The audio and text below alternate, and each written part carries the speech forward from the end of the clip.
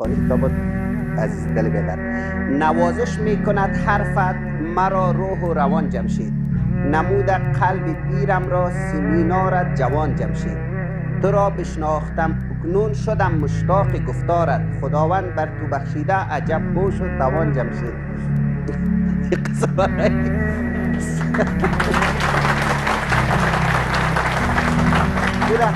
ایره کاش که سر یک شما میخواد ببینید قسم خود صفتی وارد شد. به خدا تو یک استاد دانایی بزرگ مانند دریایی، چیز ما میکنی تحلیل حدیث و داستان جمشید.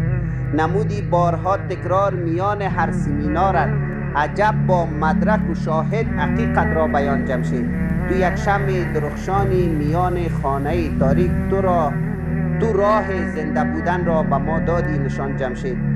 نمودی راه ما روشن ولی خود گردی هر دم آب، همیشه نام زیبایت بماند جاودان جمشید.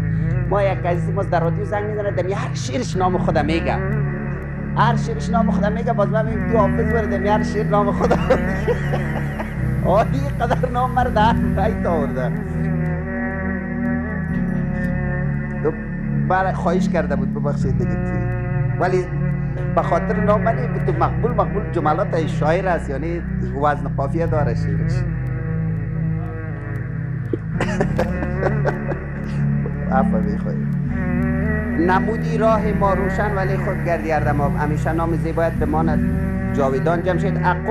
عقب افتاد از دنیا چه گویم سرزمین ما، ببخشید عقب افتاد از دنیا چه گویم سرزمین ما، چه میشد از تو میاموخت تمام رهبران جمشید.